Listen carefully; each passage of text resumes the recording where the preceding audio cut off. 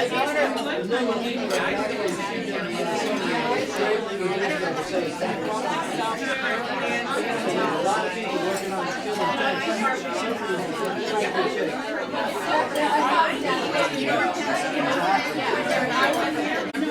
say, no, that's me. Thank you. And I'll be like, oh. And then they won't even apologize. Hi, Seth. You know,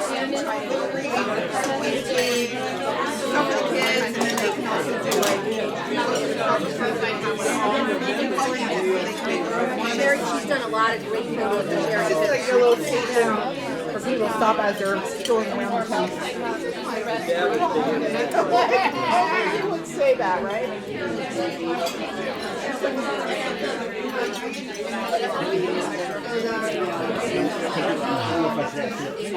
Yeah, sitting right there on the couch.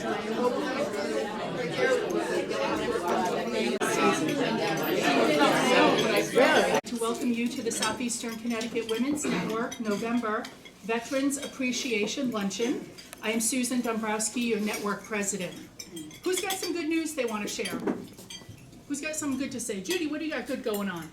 Well, my Slater Mountain book series, I submitted as a series, and it won a Moonbeam Children's Book Award.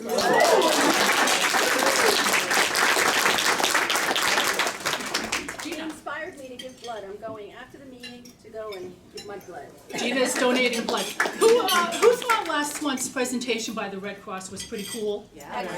I did, absolutely. Valuable knowledge. Thank you for that donation. Who else has something good they want to share? Somebody's got to have some good news for us. Yeah? Carol. Our treasurer, Lisa Matheo, and I both got elected in this last electoral cycle.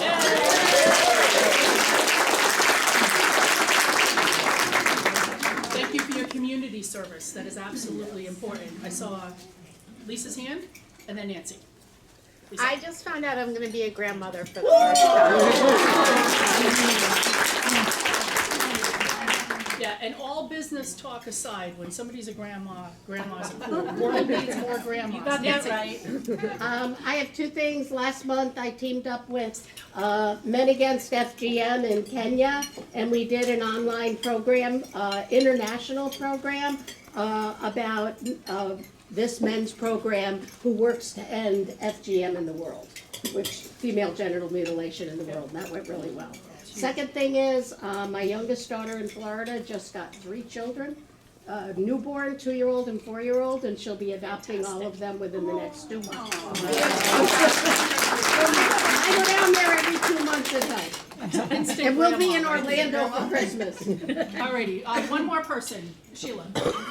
Commercial space, business is doing well, so I moved out of my home office. Yay! That's a big step, right? When you take your own business from your kitchen table out into the world. That's a big deal. All right, so I love that everybody has good news, and when I first only saw one hand, I was sad. Now I'm happy to have heard your news. I've got good news I want to share. We have 3 new board members that have joined us, and these people are joining us midterm to fill vacancies that we had. I'd like to introduce you, please, to stand up, Susie Schell. Yay. Sherry Giancarlo is over here. Sitting right next to Gina Johnson. Thank you for your willingness to serve. These ladies are joining us midterm, and they will serve through the month of June and hopefully far beyond. But equally as important are the people who have been on the board forever and make the magic of the network happen. So board members, can I encourage you to just please stand up, take a wave?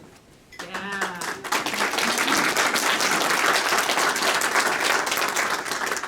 Hardworking ladies, that's for sure. I'd like to call on our membership committee chair, Kathy Pooler, to introduce us to any new members we have with us today. Yes, we do have some new members with us today. Good afternoon, everyone, and thank you for joining us. We are very pleased to welcome today's guests and prospective members to our luncheon, Per our bylaws, we invite you to join us twice for lunch and then ask you to make a membership decision, hopefully to join us. To our members, please take a moment to introduce yourself to our guests. They're wearing the red name tags today.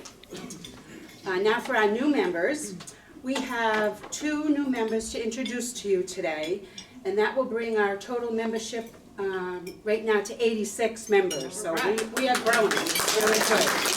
Very good. I hope that you will quickly feel part of this wonderful organization. And with the following people, please come forward. Tell us a little bit about yourself and what you do. And after you speak, please step forward for a group photo.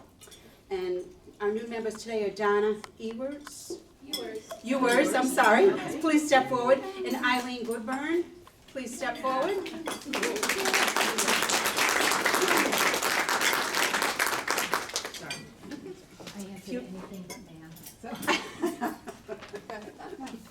Okay, so my name is Eileen Godburn, and I am a real estate agent with Century 21 Shutters and Sales in Mystic.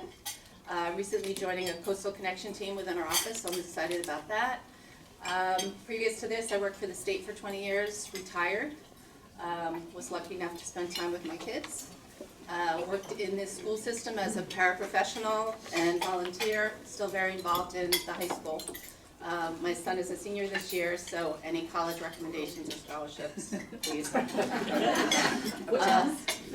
We live in Oakdale. Okay. And my daughter is currently a sophomore at USC. So I'm starting a second career, third career, fourth career, whatever this might be. And I'm very excited to join this group. Welcome. Welcome.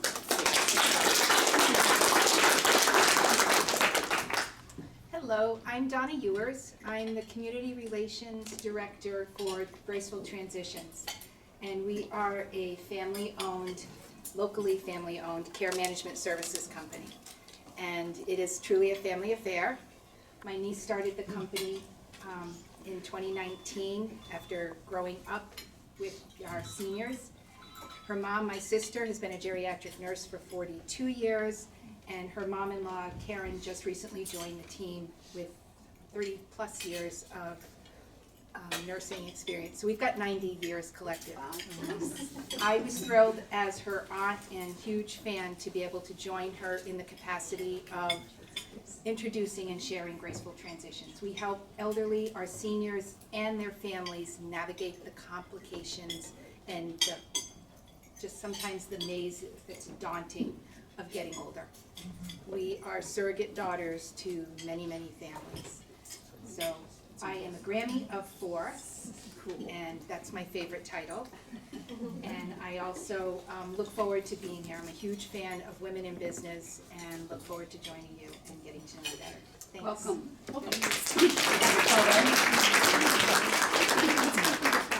Oh yeah, in front of the flag. Sorry, photo up. Just be a moment.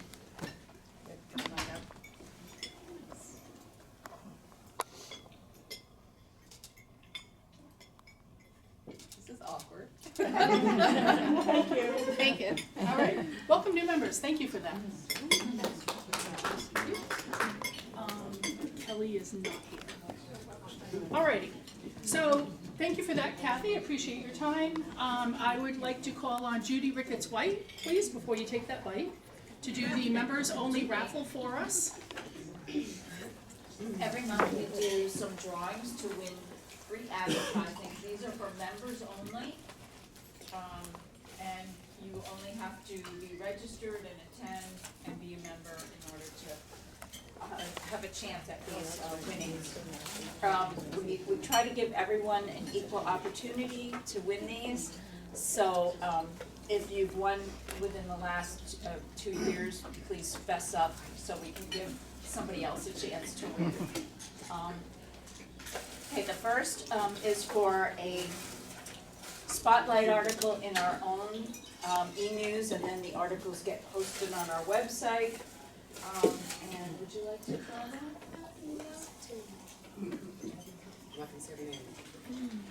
Okay, and that goes to Kathleen O'Byrne.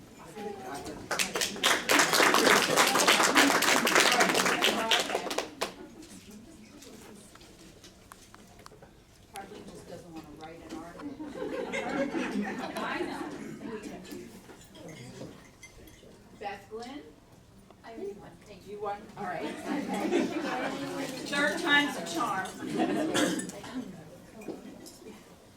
to Louisa Ketron.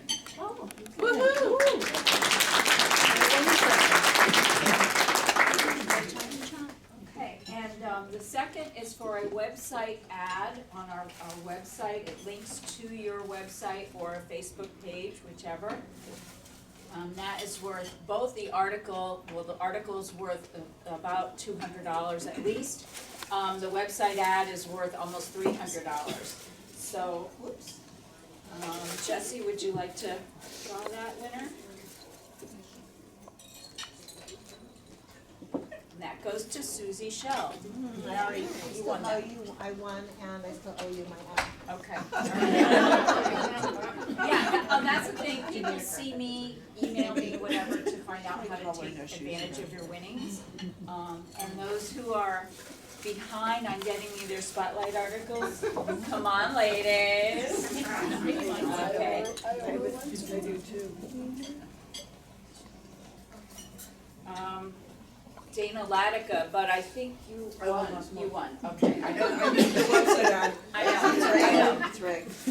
Okay, all right, try one more. Third time is a charm. Kimberly Tandro. Wow, I think the first one is the winner. This one is the website. Yeah, you got it. Okay, good. She owes me the spotlight article because she wrote that one. So, wow. Okay. All right. Since you're such a winner, Kim, why don't you do the next one is for a free lunch. Who doesn't want a free lunch? And that goes to Sheila McKinley Bell. For what? From free lunch.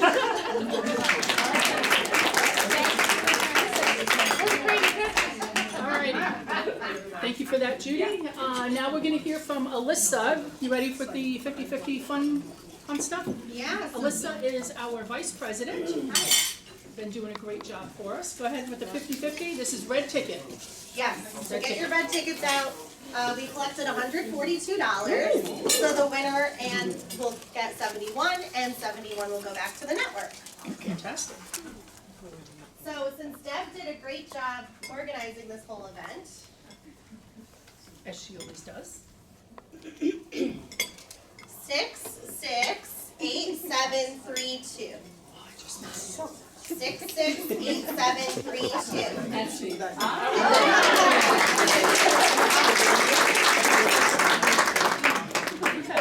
Annie Garland is the winner. Fantastic. And I'm giving it back to the show. Back to the network. Thank you. Very nice. That's even better. Cool. Thanks for that, Annie. Mastermind, Heidi, you want to tell us a little bit about what's going on with the program? I see you there.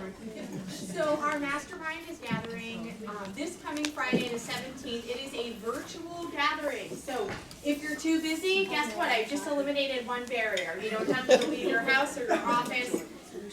You can find the registration link on the Women's Network website.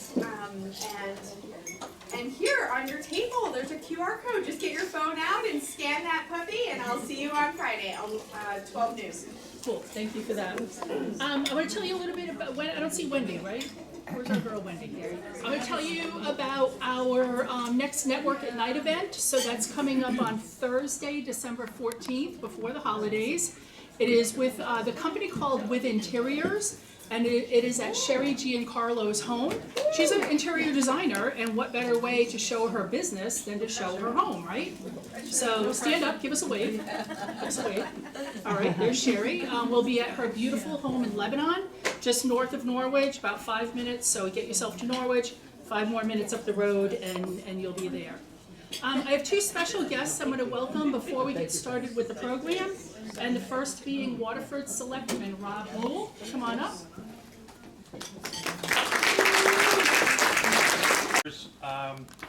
I remember a few years ago when I first got in, and the numbers weren't as strong and robust as they are now. And I tell you, the growth of this group is amazing. What you're doing for our community is amazing. So thank you for everything you do for our community. And I think I'm here just to keep it brief, but just to welcome you to Waterford. Introduce myself, to say I'm here for you. You're stuck with me, unfortunately, for 4 more years. So those of you who live in town, I'm sorry. I'll try to do better. But for all of you, I just want you to know that it's a phone call away. You know, my office is a phone call away. When Sue calls, I'm going to pick up the phone and I'm going to do what I'm told to do. And I think that should be good for everybody.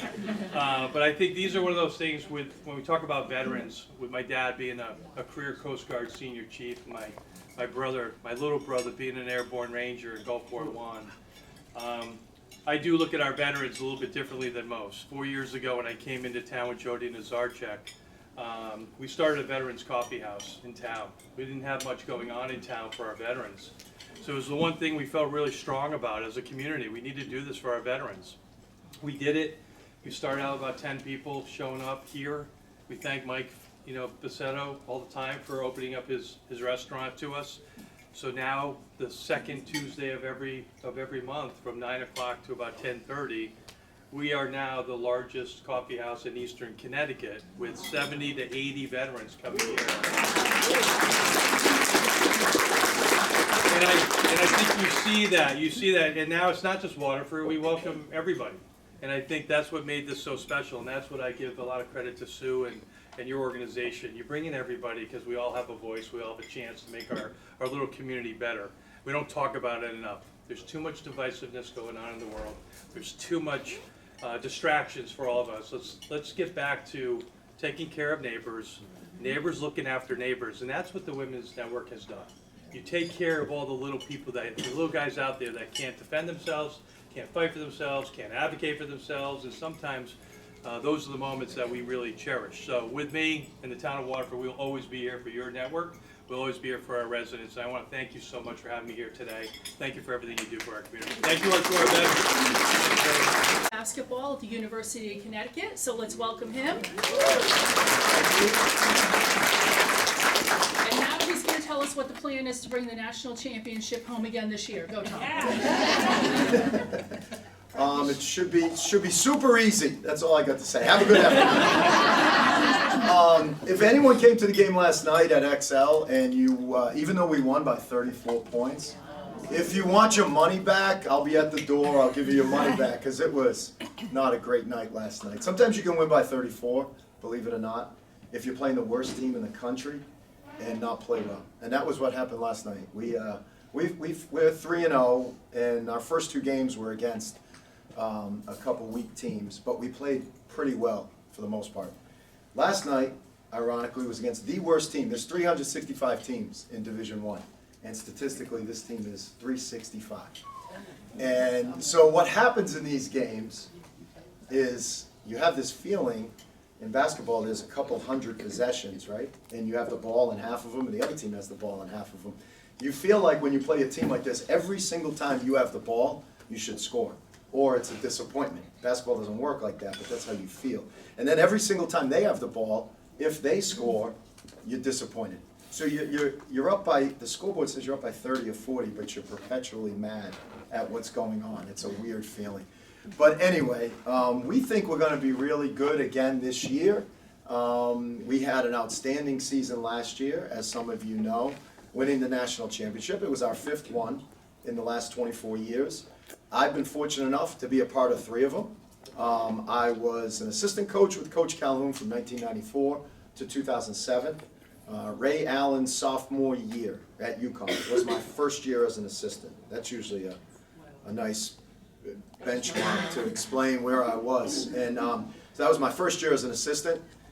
If I was here to tell Coach Calhoun stories, we'd be here till dinner. Mike, you'd have another tray, and we'd be here till dinner. I have G-rated Coach Calhoun stories, PG-rated, R-rated. So like this crowd looks like it'd be more of a G-rated crowd for the Coach Calhoun stories. And I'm quickly having a dossier of Coach Hurley stories too as well. But anyway, I was there, and then I crossed paths with Mike when I became the head coach at Quinnipiac in 2007. I was the head coach at Quinnipiac there for 10 years, and that's where Mike and I met through a good friend of ours, mutual friend of ours, Billy Mecca.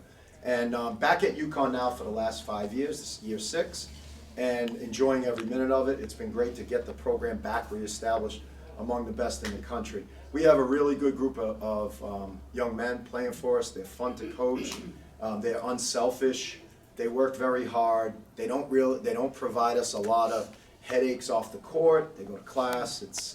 They're sort of boring, but when you're coaching college athletes, you like boring, right? You like boring. I have 3 daughters now, 26, 24, and 21. And I'm preaching to them all the time, go for the nerds, right? Like we want nerds. We don't want, I see some of our men in blue in the back, we don't want the guys that are on their radar after 10 o'clock. We want the nerds. So we have nerds, and we like that. It's good. It makes life much easier. So I appreciate everybody being here. Obviously for the veterans, you can't find a better cause. We had a man from the Wounded Warriors actually in our locker room pregame and halftime and postgame last night.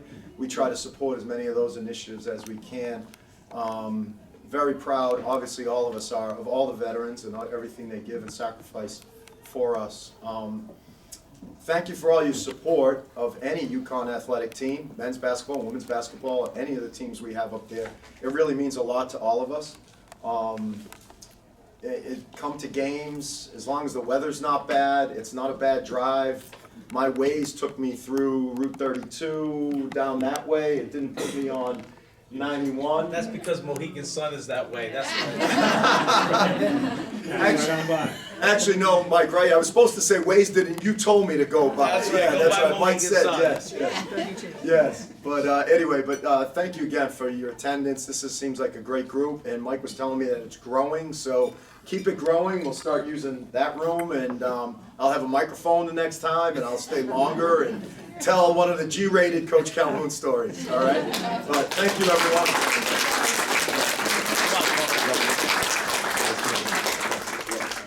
I have 2 claims to fame for UConn basketball. Number 1, because I was a basketball player in high school, by virtue of the fact that I'm 5'10". I went to Norwich Tech. There was only probably a dozen girls there to choose from. I was the center and the captain.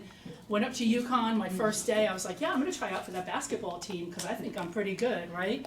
Ran my butt ragged for an hour, and I never went back. So that was my whole walk-on career at UConn basketball. But anyway, so it's nice to hear from Tom. Totally unexpected.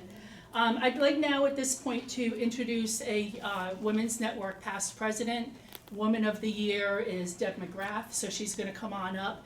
She is also a self-proclaimed Army brat, and she is my #1 inspiration when we start talking about veterans and showing appreciation.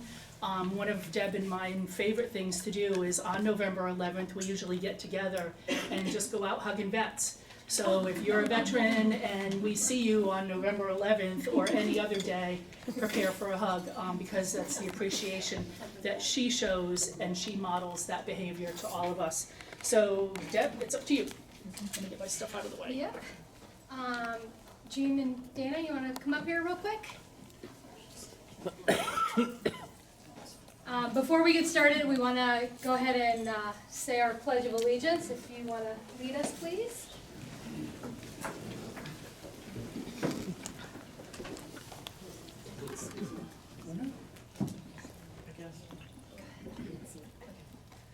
I pledge allegiance to the flag of the United States of America and to the republic for which it stands, one nation, under God, indivisible, with liberty and justice for all. Thank you. Please be seated.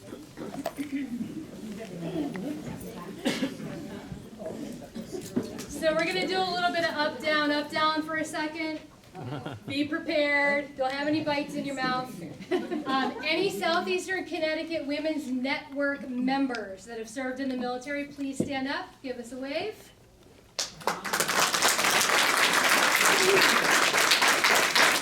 Please remain standing. All U.S. Armed Forces active duty or veterans in the room, please stand. Give us a wave.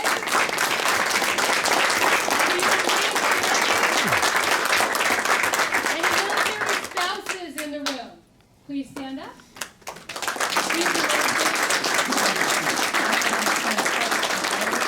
Thank you all for your service. What about the kids? I'm not there yet. Who in here has any family military service? Please give us a wave. All right.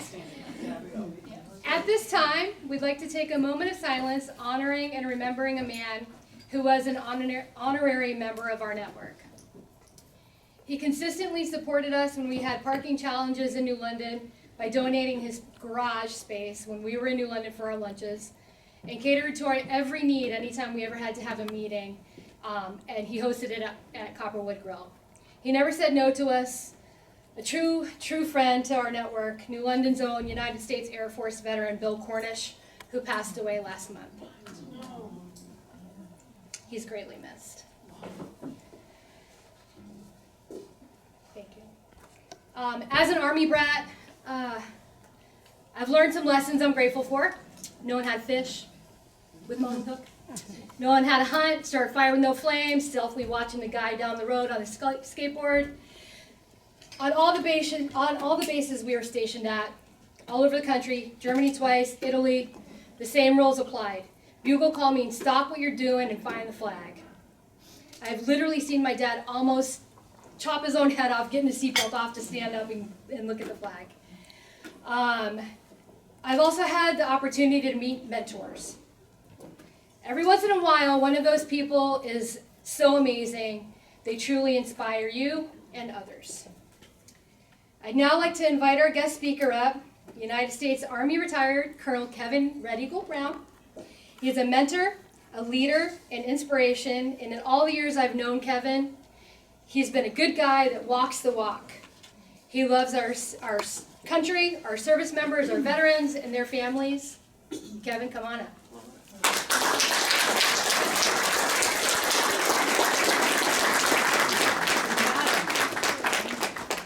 Hi, everybody. This is a really fun environment, and I have a really deep topic to talk to you about. So before I get a layer or two deep, let me just start with a service joke.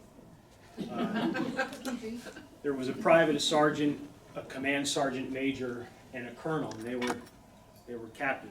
They were prisoners of war. Private, just for some of you that don't know, although it seems like there's a lot of folks in here who get it, right? Private, sergeant, command sergeant major, colonel, right? And they're all facing execution, and their executioner calls them in, he says, all right, we're going to grant each of you a last wish. And they turn to the private and they said, what would you like? He said, a 6-pack of beer. Gave him a 6-pack of beer. They turned to the sergeant. They said, what would you like? He said, a 5th of Jack Daniels. Very well, here's your 5th of Jack Daniels. They skipped over the sergeant major, they went to the colonel. They said, sir, what is your last wish? He said, I'd like to bring all the men around that are here in this prisoner of war compound because I'd like to spend a minute addressing them before this happens. And they said, okay, we'll arrange for that. They turned to his command sergeant major, his senior enlisted advisor, and said, Sergeant Major, what would you like? He said, shoot me before the colonel starts talking. And here we are. So, okay, so now it gets deep. And, you know, stay with me. Sergeant Dwayne Lewis. Come on, the first one. First Lieutenant Rob Seidel, Sergeant Lonnie Allen, Private First Class Nick Kernoyer, Captain Roselle Hoffmeister, Private Nathaniel Zacher, Private First Class Jack Sweet, Staff Sergeant John Lindy, Staff Sergeant Carletta Davis, Sergeant Derek Stenhouse, PFC Adam Mueller, Command Sergeant Major Jerry Wilson, Captain Doug DeCenzo, Staff Sergeant Tyler Piggott, Sergeant Adam DeCiccio. When you get into an environment and the podium speaker says, can we please bow our heads for a moment of silence, I can't get to the end of that list before they say thank you.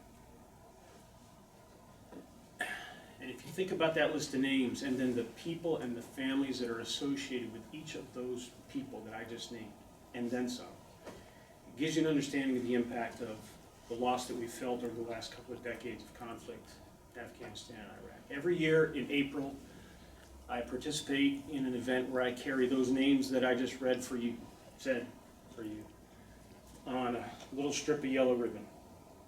tied to a rucksack in an event that's tied to the Boston Marathon. It's called Tough Ruck. And we walk and we carry weight, and we carry the weight that's in our pack, and we carry the weight of the loss of those men and women that we served with. And it's a fundraiser, and what we do is we raise funds for the families of the fallen. And it's not just fallen service members, it's also firefighters, police officers, EMS, and other service professionals. And we do that for 26.2 miles, and at the end of that trek, when we cross that finish line, a Gold Star mother or father, someone who's lost their son or daughter in battle, hangs that Boston Marathon, official Boston Marathon finisher medal over your neck. It's an incredible, incredible experience. We do that because we don't want to forget. We want to say their names. We want to remember them. And it's because we come from a tribe. We come from our own separate individual tribe. There's a fellow named Sebastian Younger. I don't know if any of you recognize the name or what he does. He did a documentary on an outpost in Afghanistan called Restrepo, about a unit from the 173rd Airborne Brigade out of Italy that served in the Korengal Valley, very difficult and dangerous conditions. And after that, he wrote a book called Tribe, on homecoming and belonging. And that really, I think, is what my message is about today, and what the Veterans Day message every year is really about. You know, we take the minute, or the hour, or the day, or the weekend, and we thank veterans for their service. But veterans who return from combat are trying to reintegrate 365 days a year for their whole life. Younger in the book talks about this concept of tribe, and he says that we all, just in our evolution, find ourselves most comfortable in a tribe of 30 to 100 humans. That's where we can know and love everybody in our universe, and they all know and love us as well. There are all kinds of tribes. This is a tribe in this room right now. This is the Southeastern Connecticut. Unknown caller. You can't come in this tribe right now. You're unknown, not loved. You know, you guys are your own tribe, right? And that's cool. There's sororities, there's teams, there's police departments. There are various different things that create a tribe. But I'm going to tell you folks that my time in service and the bonds that I created there, the most resilient, incredible, badass tribe I'll ever have been a part of.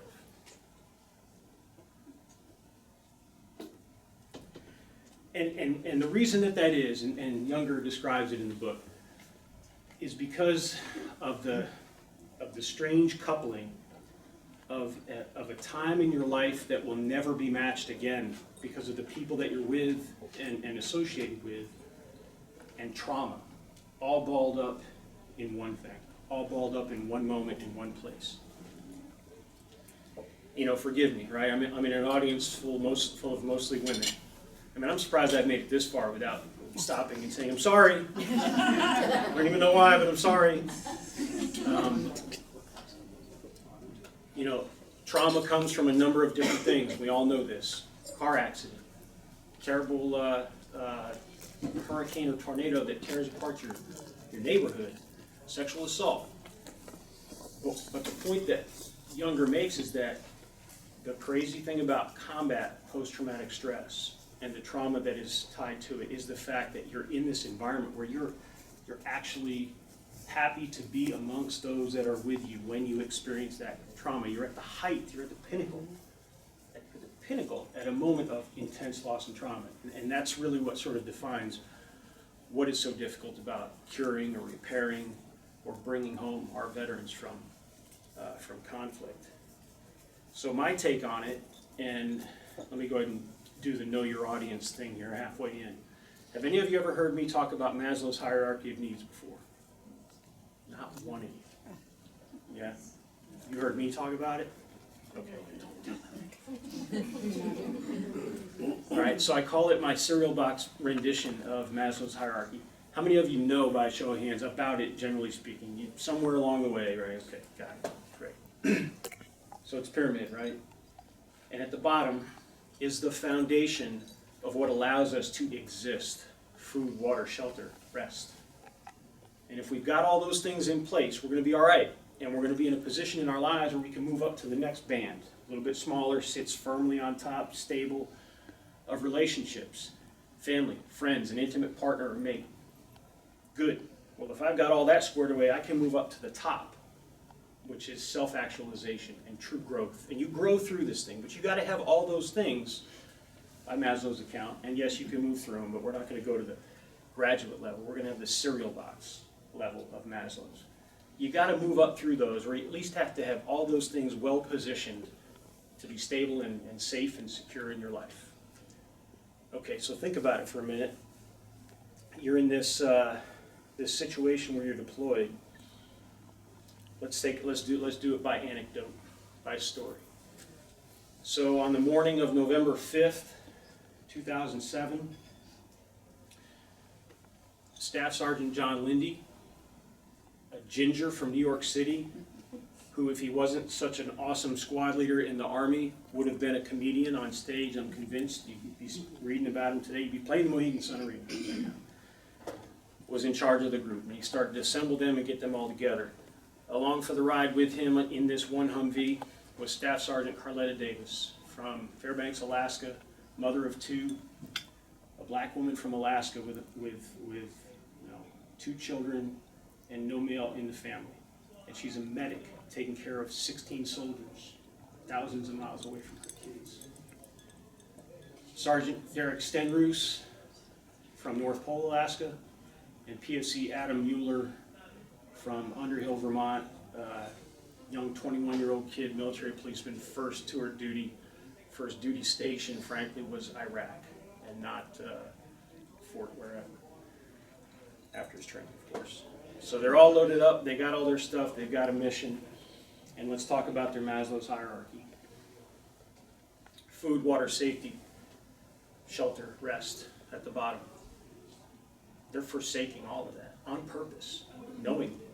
That thing that's supposed to be the basis and the foundation for how you live, breathe, operate, and one day self-actualize. You start out and it's shaved down. Come up a level. Come up a level to the relationship. They've left their family, they've left their children, they've left their friends back home.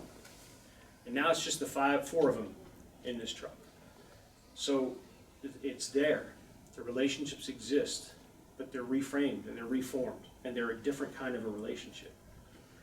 And then go up another level where it's supposed to be narrowing, and it's getting larger, because on top of it all, they are actually self-actualizing. They are growing. They are serving something bigger than themselves, greater than themselves, country, mission, you name it, or that family that they've just created inside that truck. They're serving something other than themselves. Ladies and gentlemen, that pyramid is upside down. And they're doing it willingly. And they're sacrificing to be able to achieve this thing larger than themselves. That afternoon, a deep buried IED on a dusty road in a town called Taladahab exploded on Sergeant Lindy's patrol in that truck. And they didn't come home. And they knew that was the danger. They knew that's what they were facing. And they did it anyway. But their colleagues came home. And their colleagues came home with that misshapen, upside down Maslow's hierarchy of needs. So what are we doing on Veterans Day? Or what are we doing on the other 364 days of the year to right that? To either put something to buttress it until they can reshape it, or flip it over in a hurry, something. That's where we all come in. That's where we all come in. It's your support and contribution, your time or treasure or talent that can help these folks in a time of need reshape that Maslow's hierarchy of needs. One of my soldiers, the last name that I read to you, said to you up front, Sergeant Adam DeCiccio, he watched one of his colleagues lose his life in Afghanistan, and he vowed that he was not going to become a victim of the invisible wounds of war. And he came home and he got a master's at Salve Regina. He was actually the graduation speaker for his class, and he got a master's in licensed clinical social work. He grabbed hold of me one day, what feels like forever ago, maybe 8 years ago now, I guess. And you know, there's this old rivalry, right? Like I was the old colonel and he was the young sergeant. Now we're both old. And he says, "Hey, sir, I bet you can't still walk 26 miles with a rucksack on your back." I said, "You're on." We've been doing it ever since as a team. We've rejoined our colleagues together and we go out there year over year over year over year. Over the course of those 8 years, Adam succumbed to the Silent Wounds War.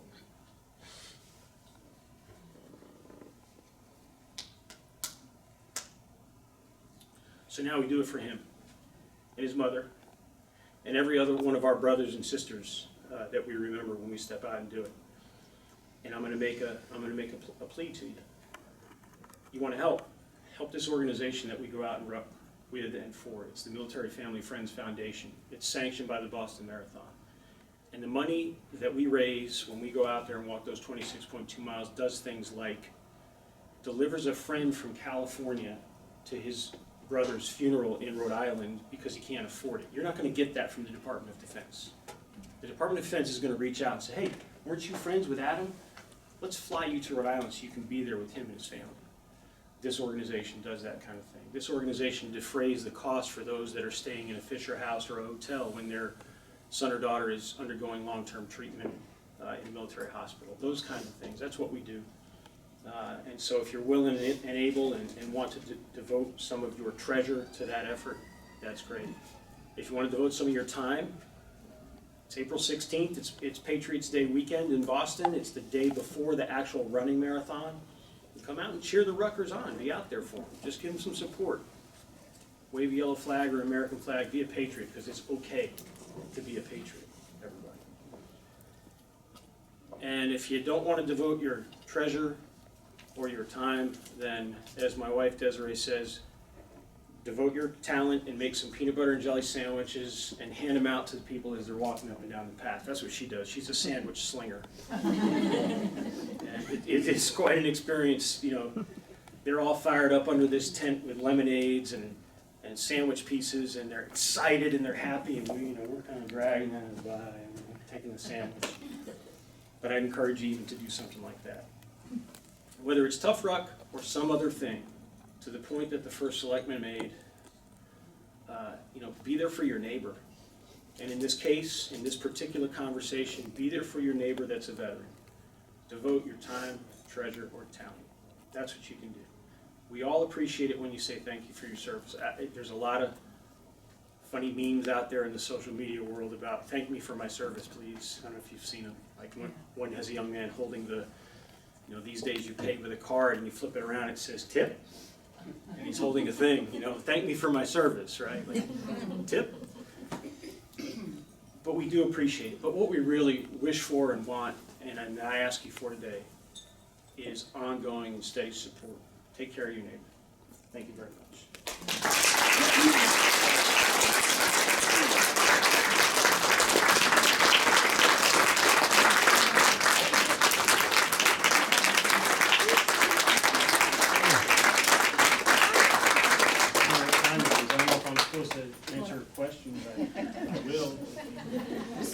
So does anybody have a question for the retired colonel?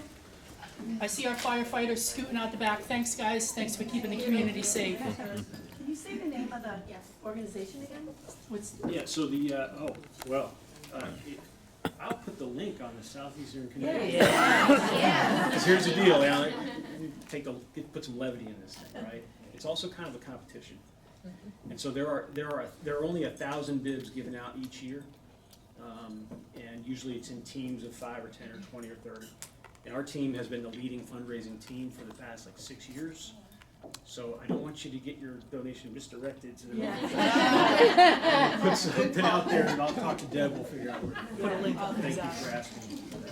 Anybody else have a question? Cheryl, do you want to say something? My husband was in World War II, and we got married later in life, because we all both had a life before we met each other. And when people asked him what went on in the war, he wouldn't talk about it. He said, "War is hell." And he was in the Pacific. in World War II. Lost a lot of buddies. He was a Navy rescue pilot.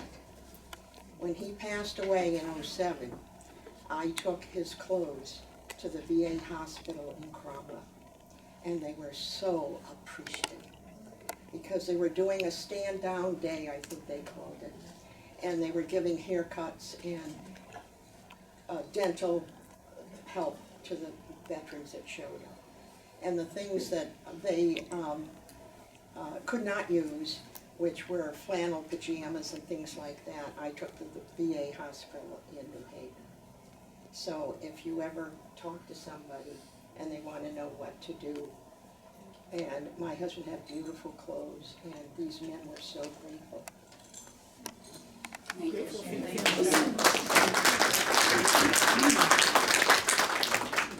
you. I just have a comment. My way of giving back to the veterans is I joined my local VFW auxiliary, and we do a lot of different little fundraising things and do things, small things like raise money to pay somebody's oil bill for the winter, or anyway, any little thing that we can do. So selling poppies with vets that are in our chapter and doing things like that. So if you're not a part of either your VFW auxiliary or your American Legion or American Legion auxiliary, I would encourage you to consider that, because that's a great way to contribute to your community and certainly to the veteran community. Absolutely. Cool. Any other comments?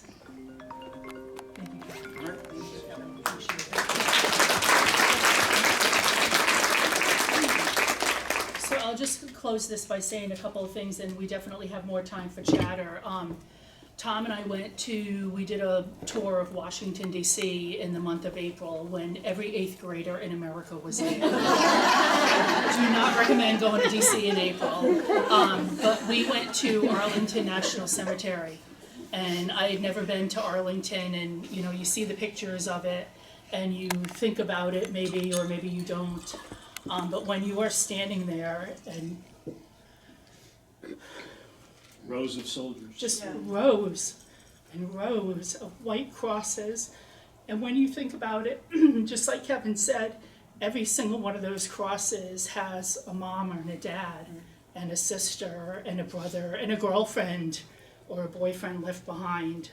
And these are soldiers who were buried there having served in the Revolutionary War, having served in the Civil War. There are citizens buried at Arlington that don't have a name on their cross because they were slaves and they weren't considered important enough to put a name, even though they died for their country. So yes, suffice to say I cried the entire 3 hours that we were there, but I would return in a heartbeat because it is that important to me. So if you want to be equally badass, and we are familiar with that term, thank you very much, I use it often. If you want to be a badass and do something to help a veteran, a super easy way, go to your nearby Ocean State job lot, buy a winter coat. They will donate one back to veterans. So everybody needs a winter coat, right? Winter is coming. They will make a donation back to veterans. There's so many different things that you can do to help veterans in our community. And that costs you nothing, because you pay $40 for the coat and you get a $40 gift card.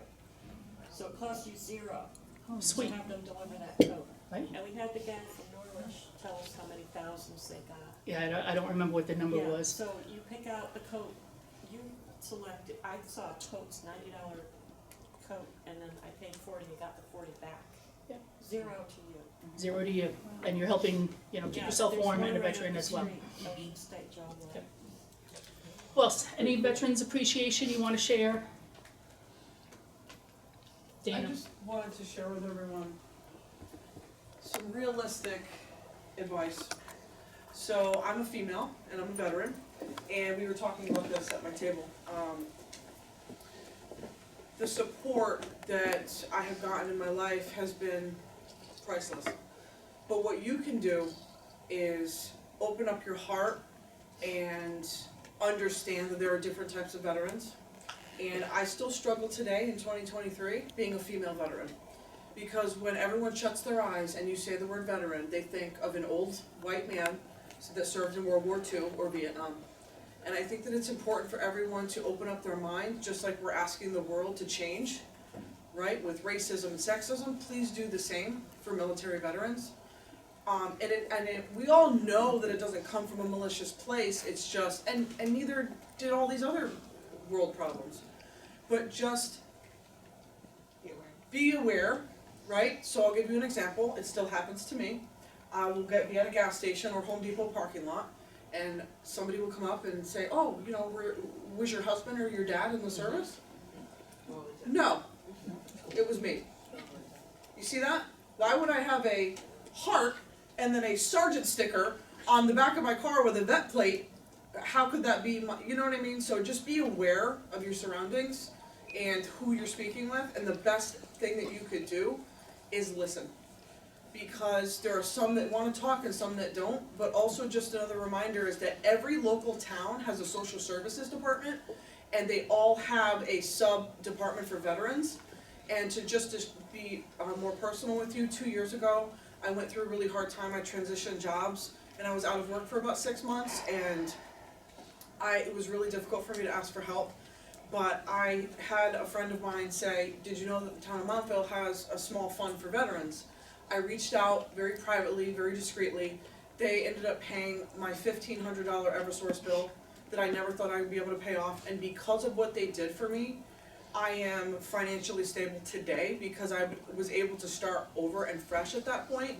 And I, got a job and things like that. But you could do small things like that, not just, because for me, sometimes I don't feel connected when I donate to a fund that I don't know where it's going. But the most coolest thing you could do is go to your local town, because it's going to literally your neighbor. It's going to somebody that you know. And that's what the people of my town did for me. And they also adopted me and my children for Christmas that year, for 2 years ago. And all of my kids got to have all of my children got to have a Christmas that year, and because of that, I was able to save money in December and January and restart my financial life again. And I would have never asked for that kind of help when I got home from war. It took me 10 years to get help. I thought I was on top of the world, and then I came crashing down. So reach out to your local, donate your time, thank a veteran, just open your heart and your mind to all sorts of different walks of life in regards to veterans. That's all. Thank you.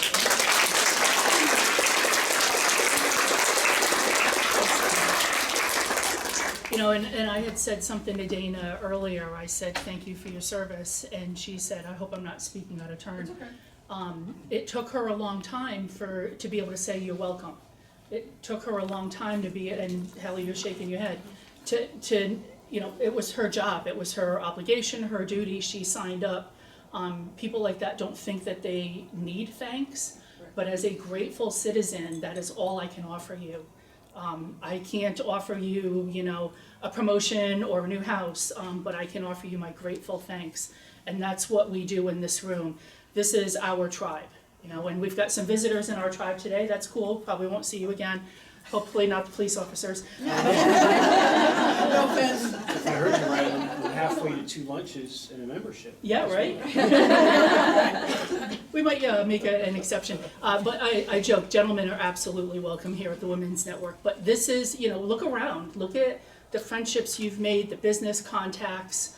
If you knew somebody was struggling in this room, either financially or spiritually or mentally, or had a bad shoulder or something, you would offer them any help that you could, right? Because that's what we do. So just keep that going. So I want to just wrap this up. We are exactly on time. Anybody have one more comment before? Yes, ma'am. Veterans Rally Point of Norwich. Yep. Is offering a Women's Warrior luncheon in December. It's $20, and you can get your reservation by December 1st. What's the date on that? I'm not sure. Do you know, Pat? Is it 14th? No, but their site would have it on there. When you It's under call up for Veterans your Rally ticket. Point in Norwich. Excellent place. Yeah, it is.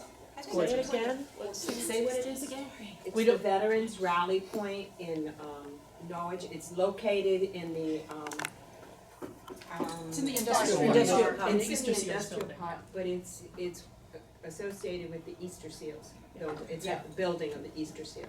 We did, Yeah, as we the have network, speakers. we did a big fundraiser for them a few years back. It was a teacher class right We did, around the yep. beginning. We went up and made up buckets of clothing and toiletries and items for our veterans. So yeah, look around your own neighborhood and find out what opportunities there are to help. And if you've got, like Kevin said, a couple extra hours that you could volunteer on a project, or maybe, you've just, your bills are all set and you're feeling pretty good about things and you can donate a little bit of money towards it, that would be huge.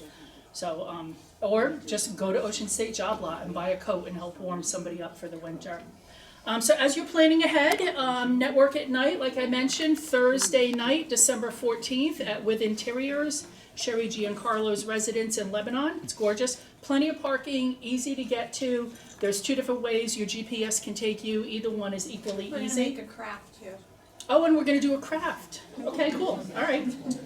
And then Wednesday, December 20th, we're right back here at Filomenas for our annual holiday party and lunch. So looking forward to seeing all of you. Just as we close up, we can't do it enough. Can we get another round of applause for our veterans?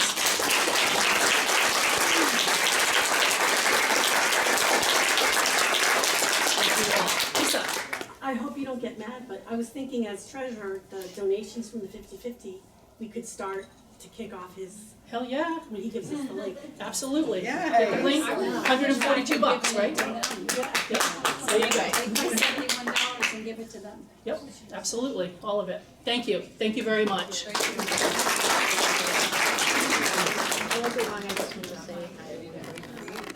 don't know,